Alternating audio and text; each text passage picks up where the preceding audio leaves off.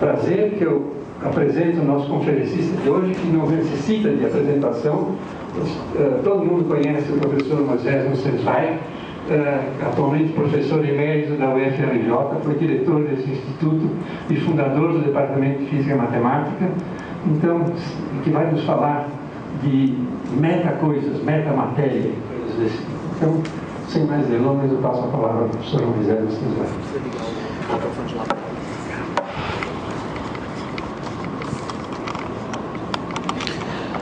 Muito obrigado, todos podem me ouvir?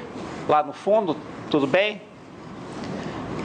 Então, aqui está o título, e ótica meteorológica, como vocês verão, tem bastante a ver com o que eu chamei de ótica teológica, e o título é esse, da ótica teológica à invisibilidade.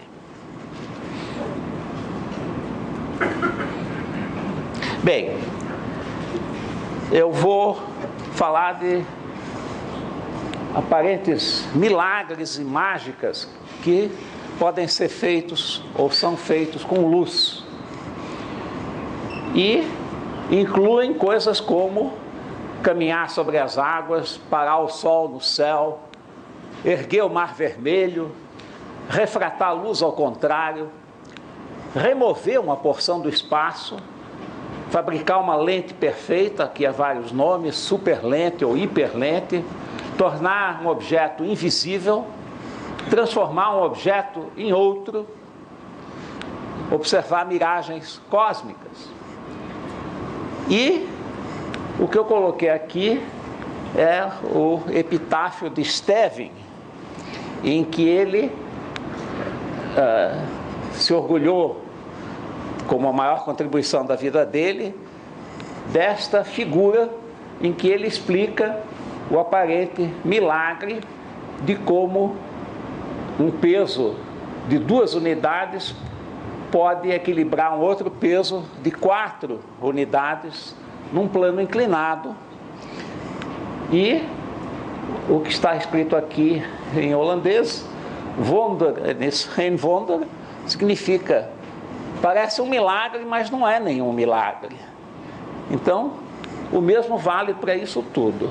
E é isso que eu vou procurar mostrar. Bem, a ideia de invisibilidade apareceu muitas e muitas vezes na literatura, no cinema.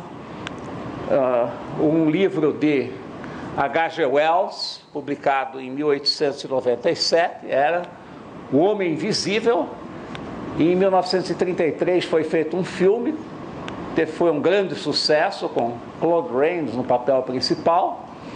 Ele aparecia com a cabeça toda enfaixada, com esses óculos escuros, e num momento crucial ele removia as faixas e mostrava que não havia nada por baixo, ou seja, era invisível. E aqui está uma figura hoje em dia talvez mais conhecida, que é de Harry Potter. Isso é do filme Harry Potter and the Sorcerer's Stone. E aqui está ele, vai vestir um manto de invisibilidade com consequências que aparecem nesta imagem. E isso também mostra um pouco a decadência da literatura, porque H.G. Wells teve uma formação científica. E a maneira como o seu homem invisível se tornava invisível era bebendo um líquido que tornava o índice de refração dele igual a 1. Algo bastante, digamos, próximo do que seria conseguir invisibilidade. Ao passo que hoje em dia parece que é mais popular falar em feitiçaria mesmo. É uma pena. Bom, vamos começar então com a origem de grande parte desses efeitos e da ótica teológica, que é a refração da luz, como o H.G. Wells muito bem percebeu. E aqui a ideia, que eu vou procurar mostrar já um pouco melhor com essa conexão com a internet, mas qual é a visão que um peixe tem do mundo exterior quando ele olha do aquário, ou seja, de dentro d'água. E o que acontece é que a luz, para penetrar nesse aquário, mesmo quando ela vem rasante, ela penetra segundo o que se chama o ângulo limite. Então existe um ângulo limitado de visão e o peixe então pode deixar de ver objetos. Vamos ver se eu consigo acessar aqui a internet. Pelo menos tentamos isso. E aí dá para ver o que acontece quando se desloca esse objeto. Vamos lá. Então, aqui vocês estão vendo a mesma imagem, mas agora eu vou mudar a posição do objeto. Notem que a imagem é bastante distorcida. Se eu desloco mais, olha como a imagem vai se distorcendo mais e mais. Aqui ela está começando a sumir, né? Então olha o que aconteceu. Toda essa região aqui é invisível para o peixe. Então já fizemos um objeto desaparecer usando refração. Não foi tão difícil assim. E H.G. Wells tinha razão que refração é a chave da coisa. Bem, aqui embaixo vocês veem uma imagem tirada com uma lente que se chama exatamente lente olho de peixe, Fish Eye Lens. E dá para ver que tem toda uma parte do mundo que se torna invisível para essa lente devido a esse efeito da refração. Vamos então a essa ideia fundamental, que é que a atmosfera é um meio inhomogêneo. A densidade da atmosfera, a temperatura da atmosfera variam tipicamente em função da altura e de várias condições que vão aparecer nessas imagens daqui a pouco. E isso tem consequências muito importantes sobre a luz. Quando um meio é inhomogêneo, então tem um índice de refração inhomogêneo, aquela ideia que a gente tem de que a luz se propaga em linha reta, deixa de valer. Os raios de luz se encurvam.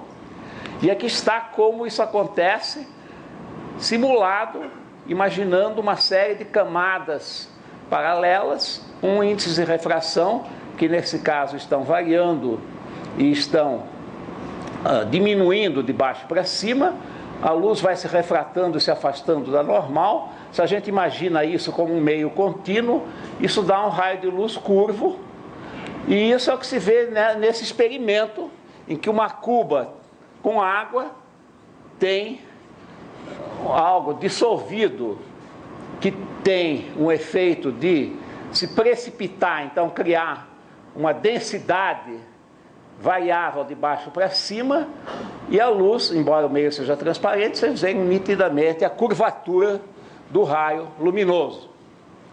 Então isso dá origem a efeitos de miragens.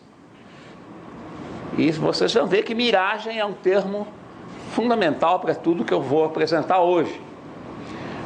Há diferenças conforme na atmosfera o ar esteja mais frio na camada inferior ou mais quente.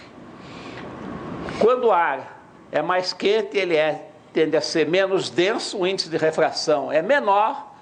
Quando o ar é mais frio, ele é mais denso, o índice de refração aumenta. É o mesmo caso daqui, e notem que a curvatura é exatamente a curvatura que nós vimos neste caso. Mas nós estamos tão habituados, o nosso cérebro, a interpretar as imagens que nós vemos, inclusive através da atmosfera, sempre atribuindo a propagação da luz em linha reta, que nós extrapolamos em linha reta e vemos o que nos parece ser uma imagem do barco flutuando no ar. Ok? Bom, esse mesmo efeito ocorre na atmosfera da Terra, particularmente estrelas que estão mais na parte inferior da atmosfera. Elas são vistas mais elevadas, e há uma correção astronômica que tem que ser levada em conta devido a esse efeito. Bem, o caso mais corriqueiro é o da miragem inferior, em que o ar está mais aquecido embaixo. Então, aí a densidade está aumentando de baixo para cima, a curvatura é em sentido inverso, e há a famosa miragem do deserto, em que a pessoa está vendo o camelo, então está extrapolando os raios curvos para ver uma imagem como se fosse uma imagem num espelho. Mas, ao mesmo tempo, existem raios que estão passando quase que numa camada horizontal, portanto, não sofrem essa curvatura. Então, a pessoa vê uma imagem dupla, em cima e embaixo, e isso figura exatamente como se houvesse um lago, alguma coisa, água. E isso não é somente a nossa interpretação, mas é um efeito objetivo. Se nós fotografarmos, a mesma coisa aparece, como se vê nessa fotografia, mais comum talvez no Rio de Janeiro do que em São Paulo, com asfalto extremamente quente, e aí vocês veem que a impressão que dá dos motociclistas é que eles estão sobre uma poça d'água. É exatamente o mesmo efeito. Bem, vamos então à parte teológica. Como é que é possível caminhar sobre as águas? Então, aqui está uma fotografia que saiu no Scientific American de janeiro de 76, tirada por um especialista em óptica meteorológica, Alistair Fraser, que estava observando esse barco sobre a água, só que do lado de lá a maré tinha baixado e existia uma parte seca, e havia dois garotos que estavam caminhando na parte seca.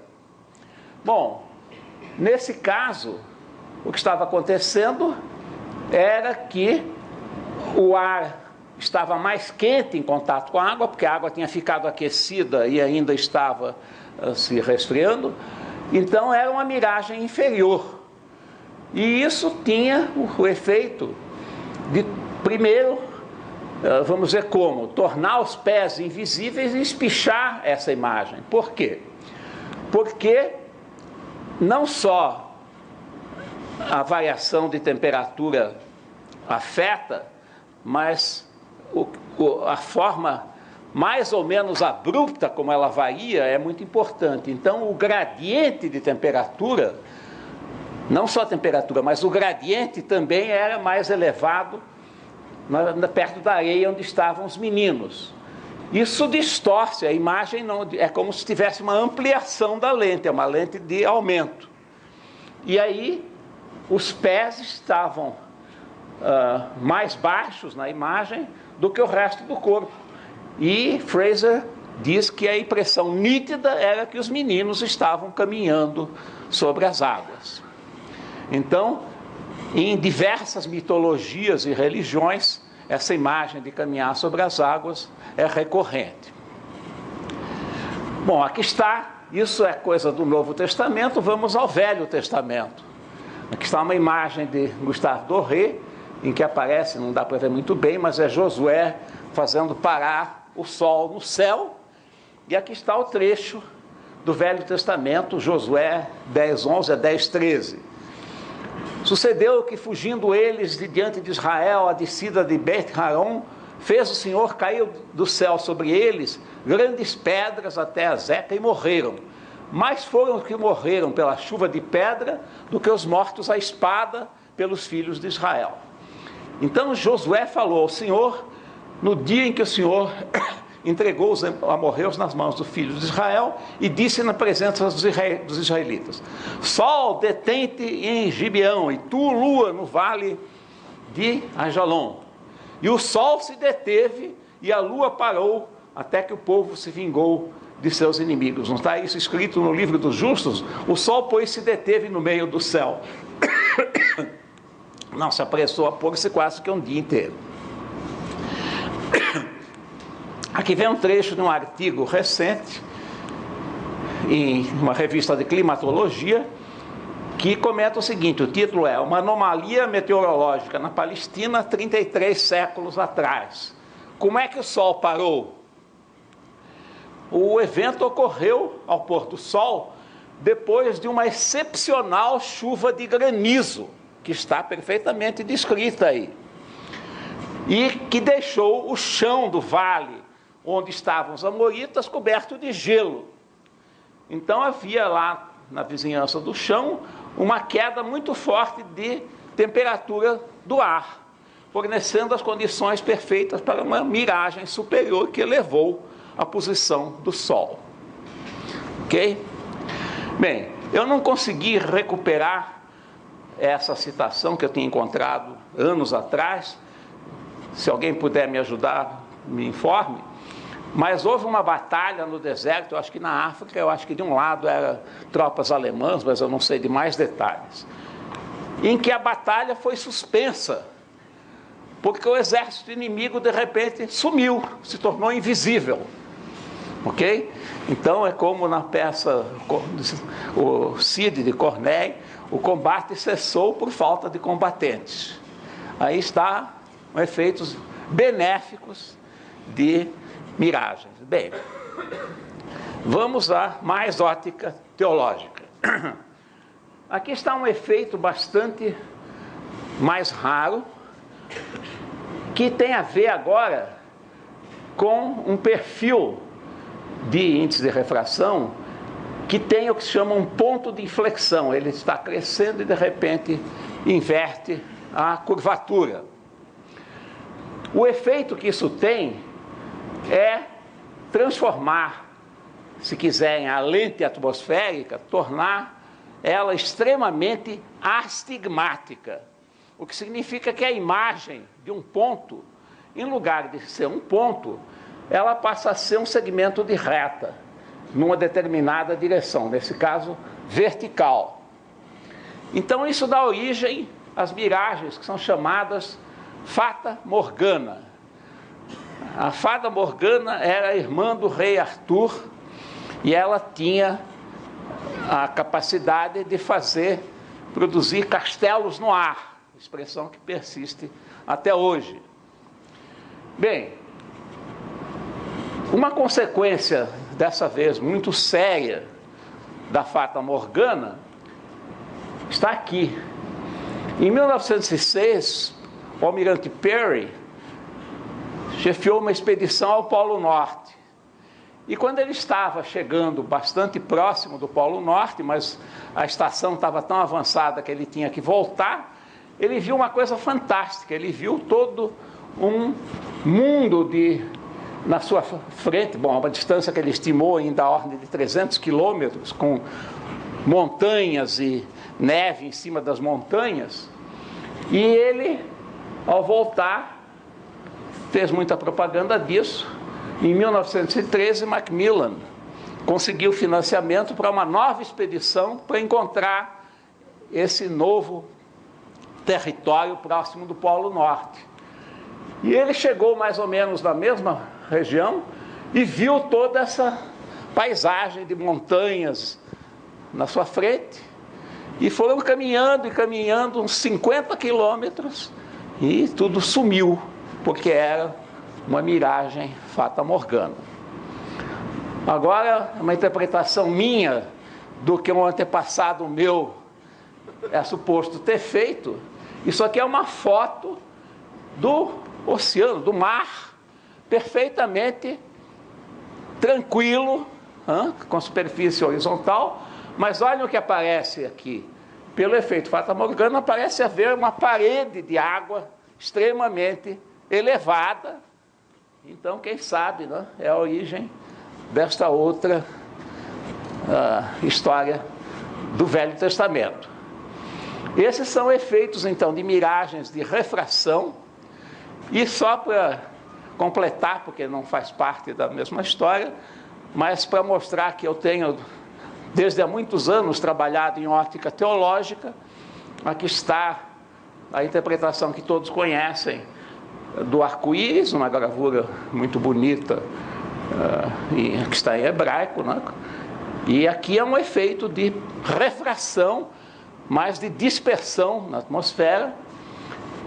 E também, já tive ocasião de falar sobre isso aqui, alguns anos atrás, um efeito conhecido como auréola, em que também em várias religiões e mitologias, figuras importantes ou santos são representados com auréolas em torno da cabeça, que é o efeito chamado auréola, cuja explicação é bem mais complicada, é um efeito de difração e de tunelamento, mas isso é só de passagem. Muito bem.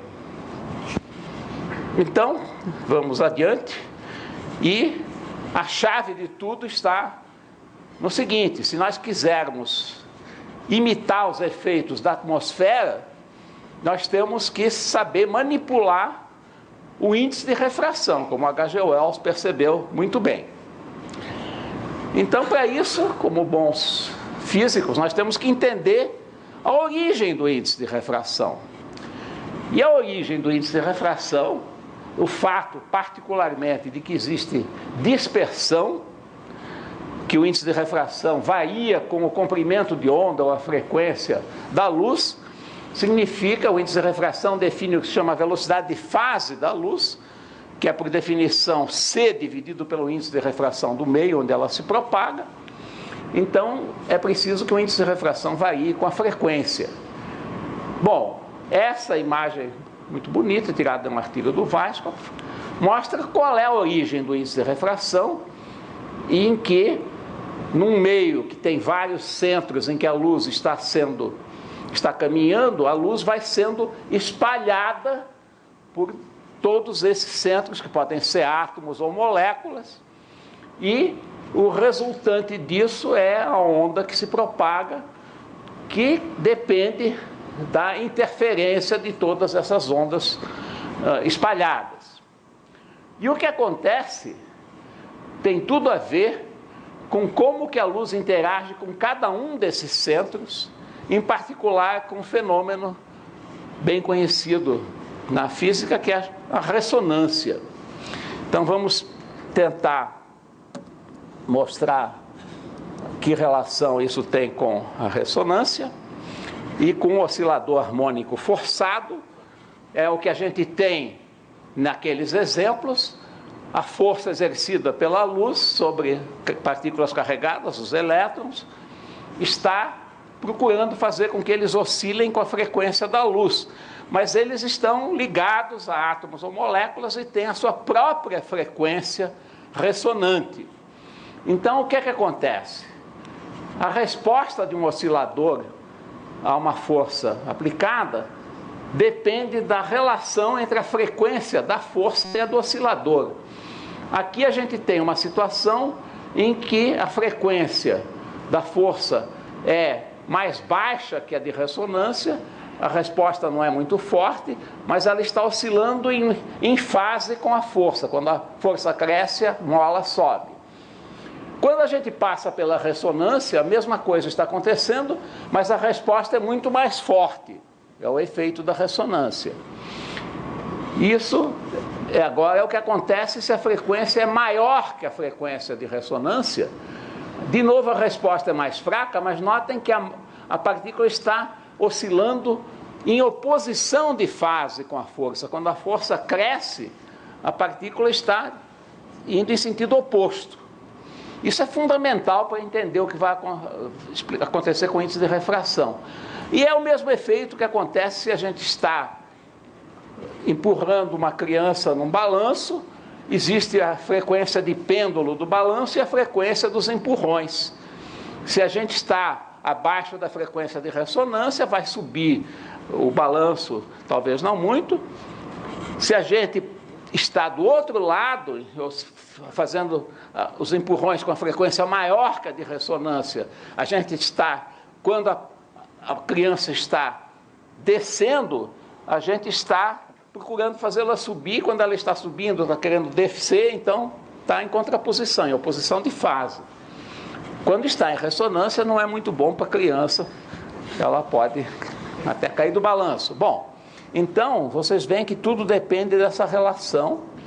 E aqui tem imagens do que acontece com as ondas produzidas quando está abaixo de ressonância, que é uma resposta em fase mais menor, na ressonância, em que a resposta é muito maior e em fase, e finalmente, acima da ressonância, vocês veem que a resposta é menor, mas está em oposição de fase. Quando a força está subindo, a outra está descendo e vice-versa. Isso é fundamental entender. Bom, então, voltando à nossa representação aqui, esse mesmo efeito está nessas imagens. Aqui está representada a força, que é a oscilação eletromagnética, e abaixo de ressonância a resposta dos elétrons está em fase, mas é bem menor. Ela nunca é muito grande. O deslocamento máximo dos elétrons na refração ordinária é uma fração muito pequena do tamanho do átomo, é extremamente pequeno, mas isso é fundamental porque são essas respostas que definem o índice de refração. Na ressonância a resposta é muito forte, aqui está a amplitude, que acima, na ressonância sobe muito, e bem acima da ressonância é fraca, mas em oposição de fase.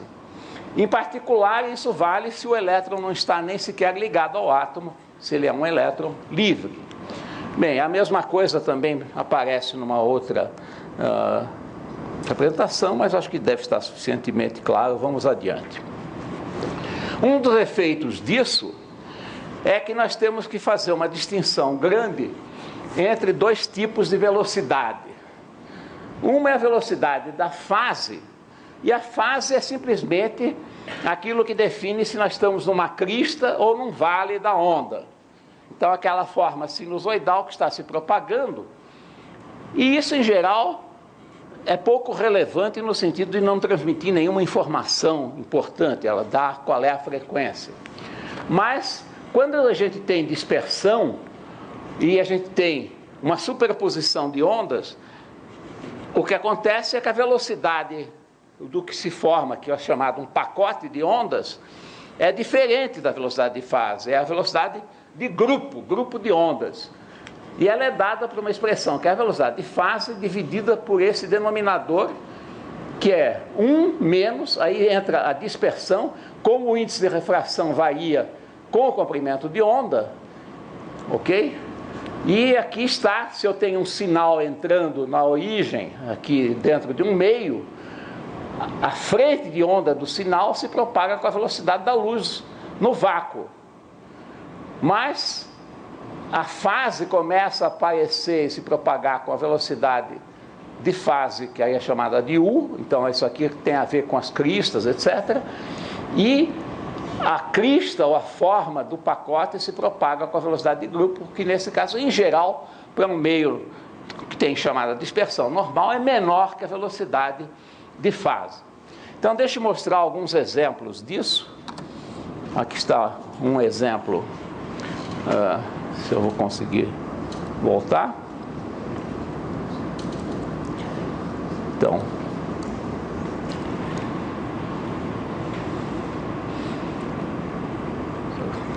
tem que conseguir ir para aquele sítio.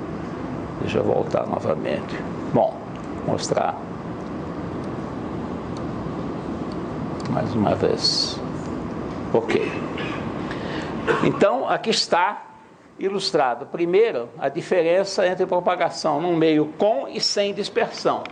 Se o meio não tem dispersão, um sinal se propaga exatamente como ele é, sem mudar de forma. Mas quando tem dispersão, esse pacote de ondas, notem que ele está se alastrando. Então, isso porque as componentes de diferentes frequências se propagam com velocidades de fase diferentes.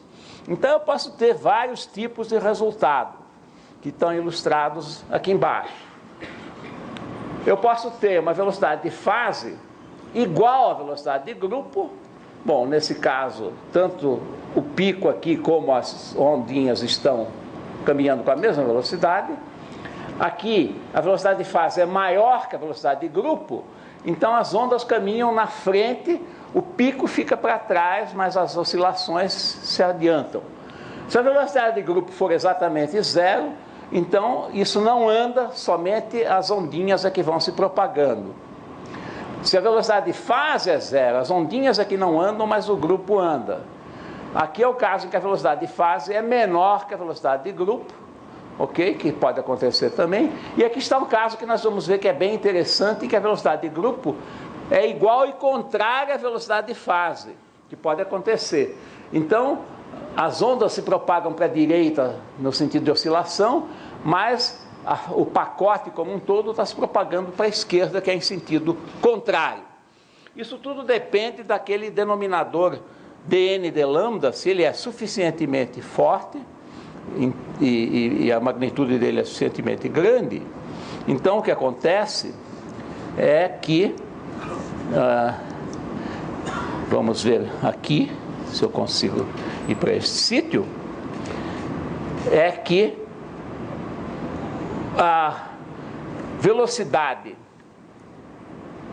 que aqui nós estamos vendo ondas de diferentes cores, portanto comprimentos de onda que se superpõem, e a maneira como elas decaem em função da frequência que define aquele denominador, que é a derivada do n em relação ao comprimento de onda. Então aqui a velocidade de grupo é positiva, mas notem que se aquele denominador, o dn de lambda, se torna muito grande, 1 menos isso pode se tornar negativo. Então a velocidade de grupo tem sentido oposto. É o que eu vou mostrar em seguida. Aqui está a diminuição, não sei se dá para ver, mas a diminuição aqui do índice de refração com a frequência é bem mais rápida, e aqui é exatamente aquele caso da velocidade de grupo negativa. Note que a velocidade de grupo está indo para, o pacote está se movendo para a esquerda em lugar de ir para a direita. Bom, isso tudo vai ser muito importante para a gente entender o que vem em seguida. Ok. Então, vamos agora ao trabalho fundamental que levantou a ideia do índice de refração negativo, que foi ignorado durante muito tempo, embora fosse um trabalho importantíssimo. Saiu na revista soviética de física em fevereiro de 1968, a eletrodinâmica de substâncias que tem valores negativos ao mesmo tempo da constante dielétrica e da permeabilidade magnética, epsilon e μ. E o autor é Veselago.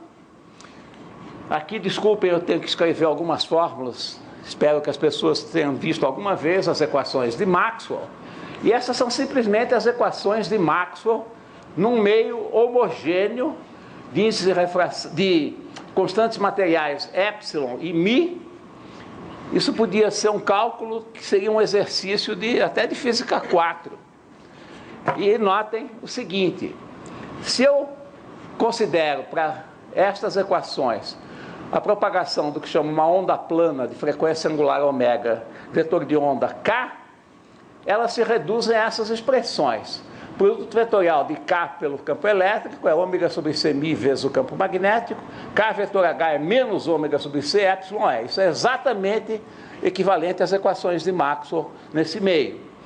E juntando essas duas fórmulas, eu tiro que o quadrado de K é epsilon μ sobre C2 vezes ômega 2. E isso me dá o quadrado do índice de refração, que é igual a epsilon μ, fórmula que era conhecida de Maxwell. Mas como esse é o quadrado, quando eu tiro a raiz quadrada, eu tenho, em princípio, a possibilidade de um duplo sinal. Então, o índice de refração poderia ser positivo ou negativo, o que Veselago chamou a atenção pela primeira vez. Mas eu tenho que tomar bastante cuidado, porque todo meio material tem sempre um pouco de absorção. Se ele é um meio passivo, se ele não tem fontes de energia, isso significa que a parte imaginária da constante elétrica e da permeabilidade magnética, de ambas, tem que ser positiva, embora possa ser muito pequena.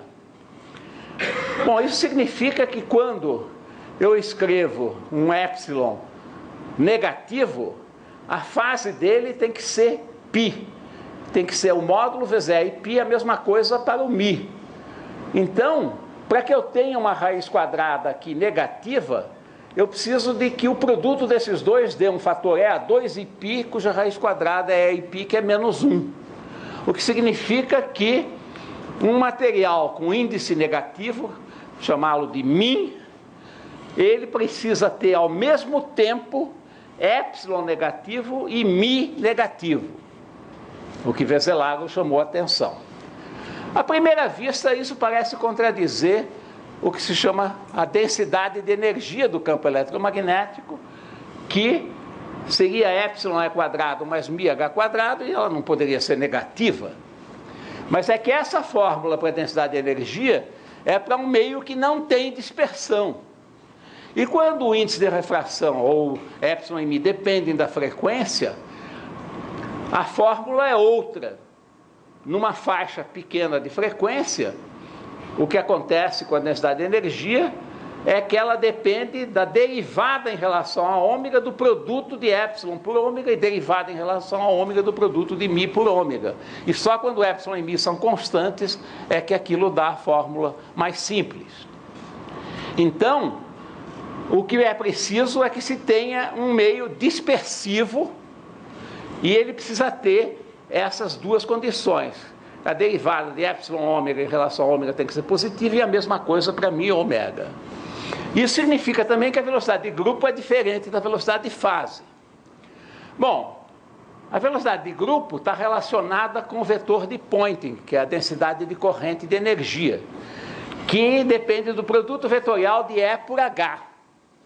Mas se E e H aparecem com sinais contrários aqui à fórmula usual, isso significa que o vetor de Poynting também se propaga em sentido oposto. E, portanto, ele é antiparalelo ao vetor K e, portanto, à velocidade de fase. Então, a velocidade de grupo tem que ser antiparalela à velocidade de fase para ter o índice de refração negativo. Tudo isso estava no trabalho de Veselago de 68. Ok? Bom, então, aqui estão as propriedades extremamente peculiares de um μ, meio com índice negativo. Como é que é a fórmula para a refração de um raio de luz? Bom, ela depende de duas coisas. As direções são determinadas pela conservação da componente do vetor de onda paralelo à superfície, à interface. Isso é que dá a condição de casamento das ondas na interface. Mas a energia, ela tem que fluir segundo os raios. Como a velocidade de grupo é oposta à velocidade de fase, a penetração da energia se dá com índice de refração tal que a onda sofre refração negativa. Então aí está realizada aquele aparente milagre da refração negativa. O raio refratado se quebra em sentido oposto ao que seria num meio normal. E notem como eu chamei a atenção que isso exige que aquele denominador cresça rapidamente com o lambda perto da ressonância e que o epsilon e μ sejam negativos na mesma faixa de frequência.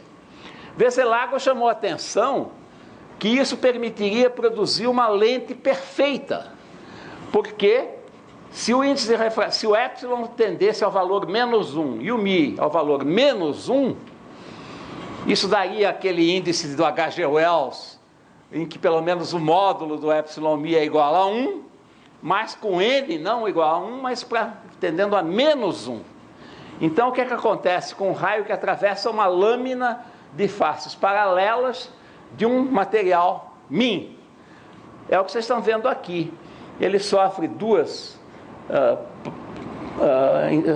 um cruzamento aqui dentro e emerge exatamente como com um foco perfeito após atravessar.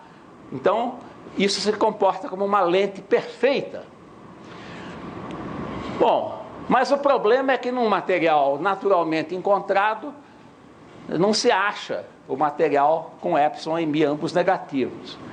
Então, como a física é uma ciência experimental, essa ideia foi lançada, mas ficou hibernando mais de 30 anos. Foi somente em 2000 que ela realmente começou a ser realizada. E isso começou justamente quando começaram a ser fabricados os primeiros metamateriais. O pai de toda essa área, que realizou de longe os trabalhos mais importantes, desde essa época até hoje, é Sir John Pendry. Bom, e o que ele chamou a atenção é o seguinte: num material normal, como eu mostrei naquela imagem anterior, a luz está se propagando num meio formado de átomos ou moléculas cujas dimensões são muito, muito pequenas comparadas com o comprimento de onda. Mas, se eu fizer um material artificial, que também é formado de unidades ressonantes, o que é muito importante, como a gente viu, e que continua sendo verdade que o tamanho deles é muito menor que o comprimento de onda, a luz trata aquilo como se fosse um meio contínuo, com propriedades que variam continuamente. Então, esses metamateriais são formados de átomos ou moléculas artificiais criados de propósito para ter as propriedades que a gente quer, com o epsilon negativo e o mi negativo na mesma faixa de frequência. Que faixa é essa? Bom, a frequência das ondas eletromagnéticas vai desde ondas de rádio e micro-ondas até o visível e dali para cima. Bom, é mais fácil produzir isso na região de micro-ondas, que são ondas centimétricas, da ordem de 10, 50 centímetros, etc. Então, o meio tem que ter epsilon negativo, e Pendry sugeriu um meio desse tipo, uma rede de fios muito finos, com raios da ordem de micro, espaçamento na rede da ordem de centímetro, percorrido por correntes. Ele mostrou que isso é análogo ao que se chama um plasma. Um plasma, num material normal como um metal, ocorre pela oscilação entre centros de cargas positivas e negativas, em particular na vizinhança da superfície, elétrons e íons oscilando em sentido oposto. Isso dá origem a uma oscilação que define uma frequência de oscilação chamada frequência do plasma, e frequentemente dá origem a materiais em que o epsilon pode ser negativo para micro-ondas. Aqui está como é que a corrente oscila nesses fios. Quanto à parte mais difícil, que é tornar a permeabilidade magnética negativa, a estrutura que foi criada para isso pelo Pendry foi essa que está aqui, que é uma rede formada de anéis ressonantes partidos. Notem que eles estão divididos aqui, existe um aqui dentro do outro, e isso é análogo a um circuito LC, onde o interstício tem uma certa capacitância e também tem uma frequência de ressonância, e para espaçamentos aqui da ordem de centímetro eu acho mi negativo para micro-ondas. Então, combinando as duas redes, se obtém esse material que está aqui, que foi a primeira realização de um min para micro-ondas. Vocês estão vendo aqui os anéis partidos, e eu espero que dê para ver as fieiras de fios que estão passando por aí também, que dão o epsilon negativo. Bom, metamateriais que já eram conhecidos estão representados aqui, um criado pela natureza, que são as asas dessas lindíssimas borboletas, chamadas morfo, que são bastante mais comuns no Rio de Janeiro. Já encontrei uma delas voando em pleno trânsito da rua Siqueira Campos. E elas têm uma asa que tem uma estrutura desse tipo, que é um metamaterial que por interferência, são cores de interferência, dá origem a essas colorações maravilhosas que elas têm. Algo que era já conhecido desde a mais remota antiguidade é a fabricação de vidro chamado tipo rubi, que tem essa coloração vermelha maravilhosa, também usado em vitrais por artesãos da Idade Média, e que é formado misturando na massa do vidro ainda em fusão ouro, um material que é ouro, que forma gotículas coloidais, nanogotas coloidais, e a ressonância que dá origem a isso é exatamente uma ressonância de plasma, que se chama um plasmon superficial, que está aqui visualizado. Isso aqui são duas lâminas de ouro, essa imagem é tirada, enfim, extremamente ampliada, e dá para perceber que a luz vai decaindo nessa direção. Ela é o que se chama uma onda de superfície, uma onda evanescente. Isso tem muita importância, que nós já vamos discutir. E aqui finalmente está a refração negativa observada. Notem que o material para isso foi construído somente em 2000. Aqui está a região na frequência de cerca de 5 GHz, que é a região de micro-onda, em que ao mesmo tempo o epsilon e o mi são negativos.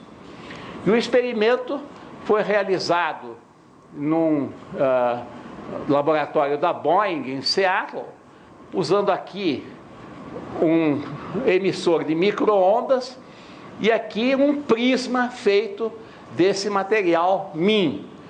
Foi usado para comparação um prisma de MIM e um prisma de um material com índice de refração positivo.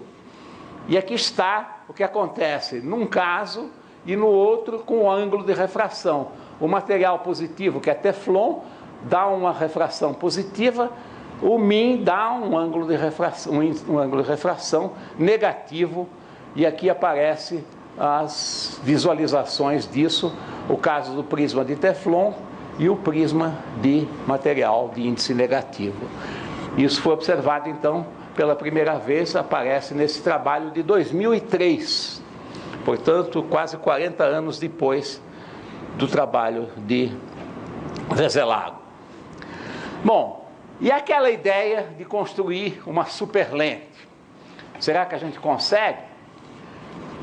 Bom, aqui está a ideia da superlente, que eu já mostrei antes. Eu tenho uma primeira imagem que se forma invertida aqui dentro da superlente, e aqui é a reprodução dessa perfeita após passar pela lâmina de material com N tendendo a -1. Bom, para entender o que acontece fisicamente na superlente, a gente precisa olhar um pouco mais com cuidado, porque as ondas de luz, além das chamadas ondas caminhantes que a gente conhece e das quais em geral a gente pensa em raios luminosos, existem ondas chamadas evanescentes, que são ondas que, por exemplo, aparecem quando eu tenho a reflexão total por um prisma, e elas, em lugar de se refletir de fato totalmente, no sentido de que nada penetra nesse meio, existe uma penetração, mas que não é de nada que se propague. São ondas que decaem exponencialmente, muito rapidamente, para dentro desse meio e não transportam energia. São chamadas as ondas evanescentes. Bom, numa lente comum, o que é que acontece? Na formação de uma imagem, isso tem a ver com o princípio de Fermat, as ondas caminhantes, elas todas se propagam através de regiões diferentes, segmentos diferentes aqui da lente, e as compensações de caminho óptico fazem com que elas vão interferir em fase. Mas o que acontece é que existem também ondas evanescentes, que são criadas e que se propagam, que decaem rapidamente, exponencialmente. E essas aí não são transmitidas pela lente. Então a imagem não é uma imagem perfeita, porque faltam muitos detalhes dessa parte chamada do campo próximo, e dá uma imagem deformada. Bom, que é que acontece numa superlente? O que a gente viu em primeiro lugar, se o epsilon e o μ tendem a -1 e o n tende a -1, é o seguinte: o que seria um acréscimo de caminho óptico numa parte do caminho, ele é, por assim dizer, reenrolado pelo índice de refração negativo, que compensa isso. Então é como se o caminho resultante fosse zero e não o que deveria ser pelo trajeto. Mas o que Pendry chamou a atenção é que esse meio com n tendendo a -1 faz muito mais do que isso, porque ele vai reproduzir também as ondas evanescentes. O que acontece é que essas ondas, que iam se atenuar exponencialmente, elas crescem exponencialmente aqui dentro. Isso compensa o decréscimo e dá realmente uma imagem perfeita. Como é que é esse milagre? Como é que elas conseguem crescer exponencialmente? Parece violar conservação de energia, não é isso? Mas não viola nada, porque tudo isso tem a ver exatamente com aquela ideia da ressonância. O que acontece é que eu tenho, de certa forma, essa parte evanescente excita o que se chama um antiplasmon de superfície, mas pela ressonância ele é amplificado e gera um plasmon de superfície do outro lado, e isso corresponde exatamente àquela compensação do decréscimo exponencial. Então, se a gente conseguisse ter realmente os índices de refração, os epsilon e o μ tendendo a -1, notem que aqui eu coloquei, sempre tem uma parte imaginária positiva de absorção, mas que pode ser muito pequena. Claro que a gente não vai realizar isso com perfeição, porque existe essa pequena parte positiva, mas pode se aproximar muito disso. Bom, agora uma generalização disso é a seguinte: a gente pode ter dois meios que são imagens negativas um do outro. O que quer dizer isso? Em relação a um plano z igual a zero, o epsilon para z maior que zero é igual e contrário ao epsilon para z menor que zero, e o mesmo para o μ. E o que isso implica é que os efeitos deles, como acontece aqui, se aniquilam mutuamente. Então a resultante dos dois meios equivale ao vácuo. O que significa que o meio com índice negativo funciona como se fosse antimatéria óptica. Ele remove uma porção do espaço. Aquela mágica que eu comentei no início. Agora, a realização experimental disso na superlente. Bom, conseguir todas essas condições ao mesmo tempo é altamente não trivial, mas uma aproximação foi obtida da seguinte maneira: se a distância entre o objeto e a imagem é muito menor que o comprimento de onda, chamada zona próxima, nessa zona próxima, o campo elétrico e magnético não estão acoplados, e não precisa ter o μ igual a -1, basta o epsilon ser -1. Isso é fácil de conseguir, porque pela tal ressonância plasmônica, a prata, por exemplo, tanto no visível como no ultravioleta, tem índice de refração negativo e que pode ser tornado -1. Então, nesse trabalho que saiu na Science em 2005, aqui está o que foi feito. É um filme de prata de espessura de 35 nanômetros, ela tem que ser extremamente lisa, a rugosidade inferior a 1 nanômetro. O objeto são essas letras escrevendo a palavra nano, que foram gravadas por litografia. A largura de cada perna aí do N, do A, extremamente pequena, 40 nanômetros, e, portanto, muito menor que o comprimento de onda, o que significa que são ondas evanescentes que estão propagando a imagem. Então, isso foi feito numa máscara, que está fotografada aqui. Se eu tiro uma imagem dela com uma lente que não é uma superlente, notem que há uma degradação bastante forte da imagem. Mas a imagem pela superlente é extremamente nítida. A largura é muito menor do que a largura com uma lente ordinária. Então, isso é a primeira realização experimental da superlente. Bom, mas não contentes com isso, os físicos fizeram o que chamaram de uma hiperlente, em que a ideia extremamente engenhosa foi proposta pelo físico russo Narimanov em 2006 também, e aí está a ideia. Numa lente convencional, a gente passa as ondas caminhantes, mas perde a parte evanescente. A superlente, como a gente viu, ela passa essa e recupera as ondas evanescentes. O que a hiperlente faz é melhor ainda. Ela transforma as ondas evanescentes em ondas caminhantes. E uma vez que elas são caminhantes, eu posso trabalhar com elas com até lentes normais. E posso ampliar a imagem, que a gente espera que uma lente faça. Como é que é feito isso? Bom, aí a gente tem que ter, em lugar de um meio isotrópico, em que as propriedades são iguais em todas as direções, um meio anisotrópico. Eles fizeram isso num meio chamado cilindricamente anisotrópico, em que a constante dielétrica radial é diferente da constante dielétrica em direções θ de coordenadas cilíndricas. E a relação de dispersão que liga os componentes do vetor de onda, num meio normal, os vetores de onda estão sobre esse círculo, mas nesse meio cilindricamente anisotrópico, isso vira essas hipérboles. Então, o comprimento do vetor de onda se torna ilimitado, e isso permite converter ondas evanescentes em ondas caminhantes. Aqui está a ideia de como isso é feito, com camadas alternadas de prata e óxido de alumínio, onde a componente radial da constante elétrica e a componente tangencial têm sinais contrários e elas se acoplam através de plasmons superficiais. Isso dá ondas evanescentes radiais. Bom, mas esse meio continua tendo uma simetria radial e o momento angular se conserva.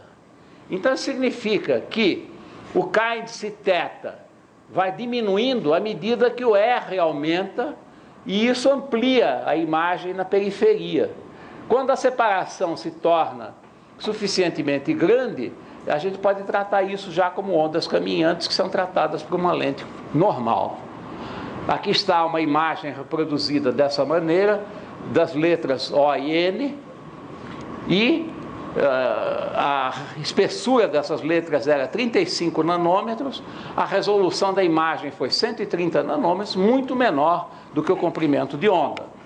Aí existem aplicações potenciais extraordinárias em microscopia óptica na biologia. Isso deve permitir, se está em desenvolvimento, são coisas muito recentes, observar com um microscópio de luz visível vírus, biopolímeros que nunca foram visualizáveis num microscópio óptico. Então, é um resultado extraordinário. Bem, aqui eu só vou mencionar isso de passagem, porque anteontem, quando eu ainda estava terminando de preparar a palestra, eu recebi uma mensagem aqui, eu agradeço, de P. Nussensweig, comentando sobre um artigo que acabou de aparecer nessa Optics and Photonics News, em que a ideia daqueles anéis partidos foi generalizada para anéis ligeiramente assimétricos. Em vez de ser simétricos, eles são assimétricos.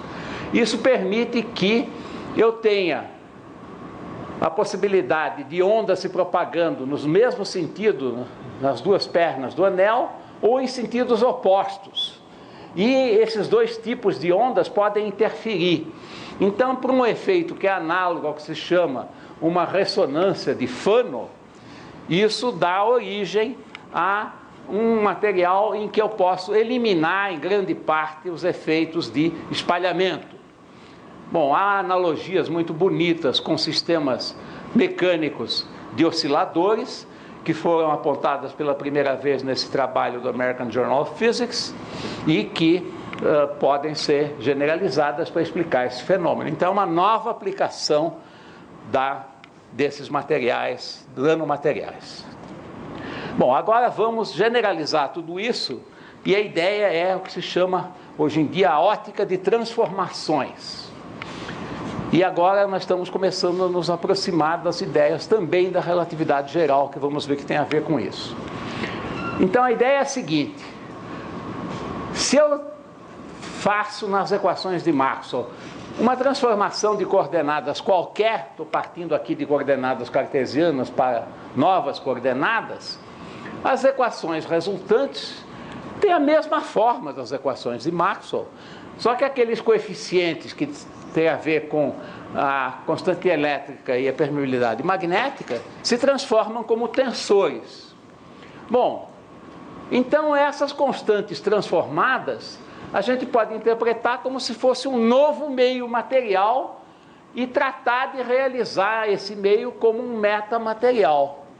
Os raios de luz são linhas de corrente do vetor de Poynting que se transformam, então a luz que se propaga dessa forma originalmente vai passar a se propagar de uma forma que a gente pode procurar projetar de forma adequada para fazer o que a gente quer. E isso acontece exatamente naquela lente perfeita de Veselago. A transformação de coordenadas, nesse caso, é extremamente simples, está escrita aqui, esse é o trabalho de Pendry, de 2006. Muito bem. Então, daí vem agora a ideia de fazer um manto de invisibilidade. A ideia do Harry Potter. Só que a ideia é a seguinte: procurar criar um manto que torne invisível qualquer objeto que esteja dentro dele. Bom, uma das consequências vai ser que não adianta querer fazer o que fez o H.G. Wells, porque também o que estiver dentro não vai poder ver o que está fora, vice-versa, né?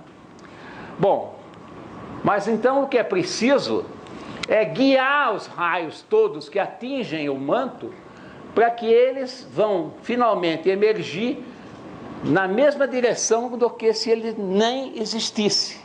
Então não vai haver nem difusão, espalhamento, nem uma sombra. E aqui está como projetar um manto esférico, que é uma região entre duas esferas de raios R1 e R2. A transformação de coordenadas está aqui, é bastante simples, e dá para ver o que acontece no plano.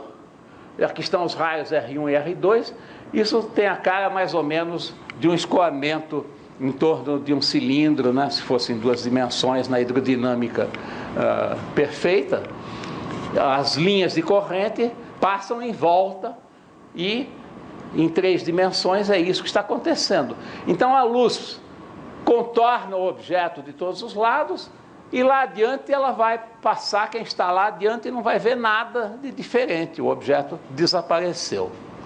Essa é a ideia. Bom, isso é mais difícil de fazer do que um manto cilíndrico, mas o manto cilíndrico já foi fabricado. É um trabalho de Schurig, colaboradores, em 2006. E o que está sendo feito aqui não é a situação ideal, mas é uma situação aproximada para procurar fazer o que é melhor possível experimentalmente. A ideia é que a gente vai bloquear um campo elétrico ou uma onda polarizada axialmente, e aqui estão o εz, μr e μθ, que satisfazem a isso. As linhas de corrente eletromagnética são essas que aqui estão. Então, a gente coloca aqui dentro do cilindro interno o objeto que vai ser tornado invisível.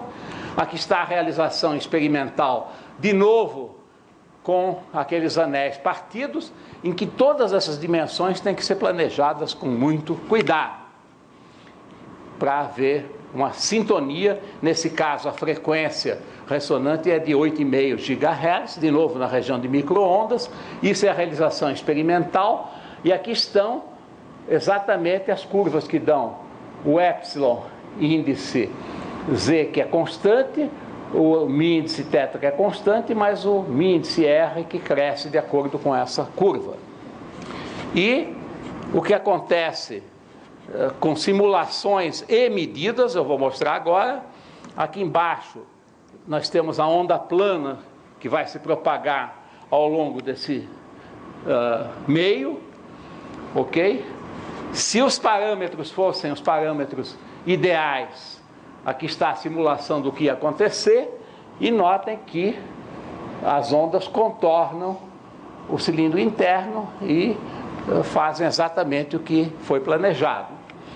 Com aqueles parâmetros que não são os ideais, a simulação mostra que continua havendo uma aproximação bastante boa disso, mas um pouco pior já em relação à sombra, etc.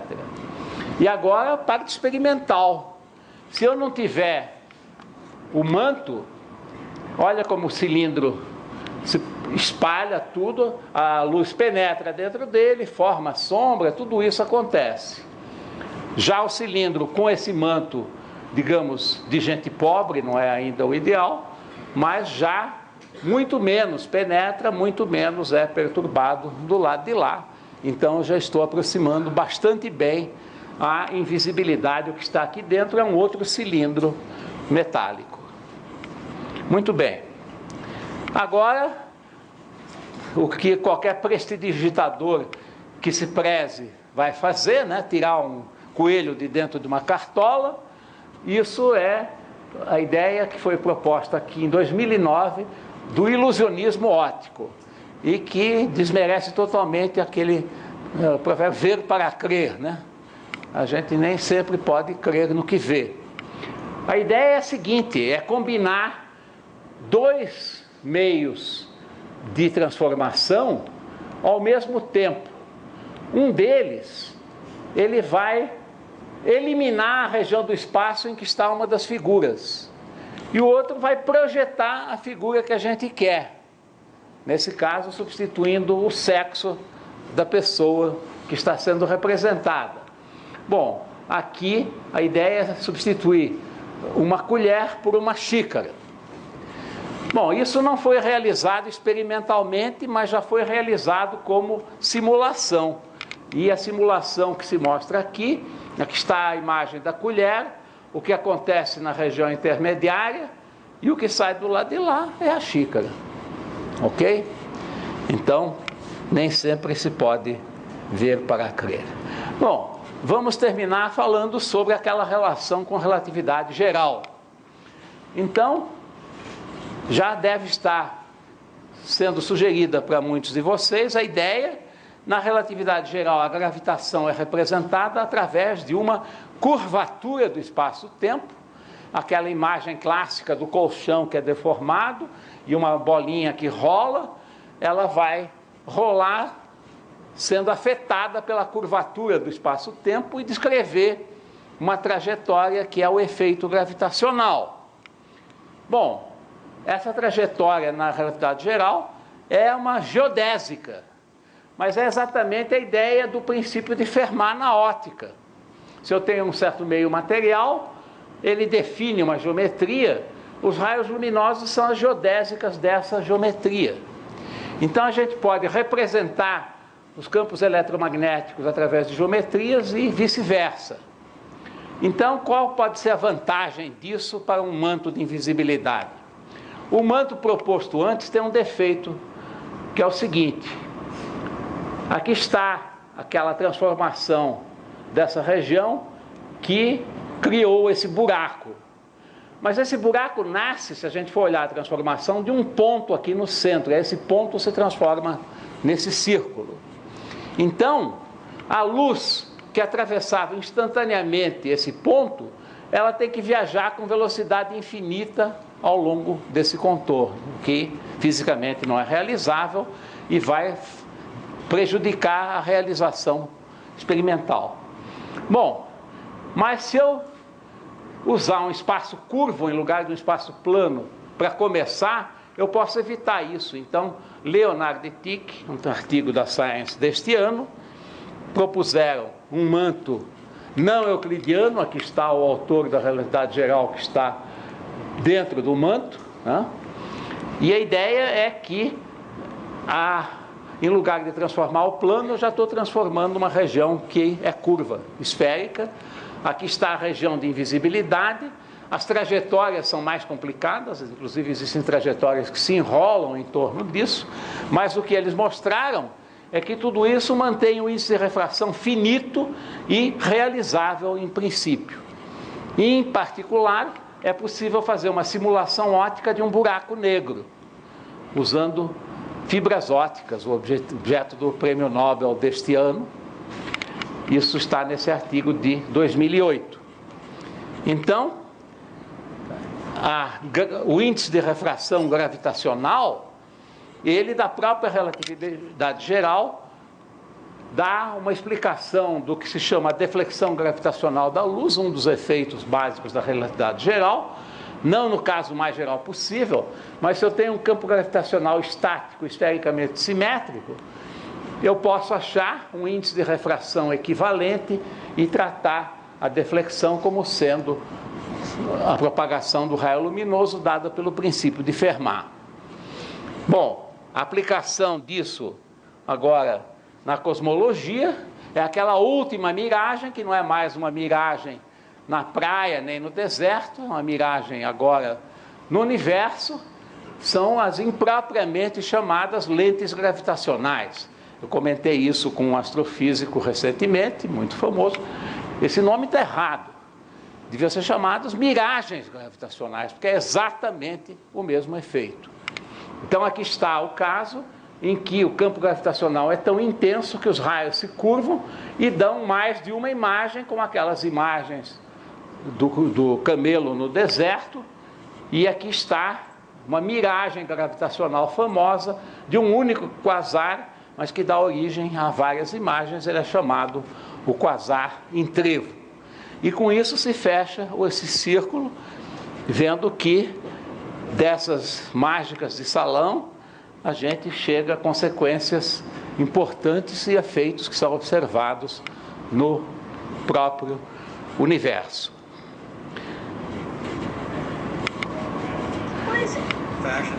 Aqui, infelizmente, um manto de invisibilidade cortou o fim dessas palavras, mas aqui está o nosso amigo Harry Potter vestindo o seu manto. Isso só na imaginação da senhora Rowling. Aqui está o filme de H.G. Wells, a primeira vez que o homem invisível se manifesta. Muito obrigado.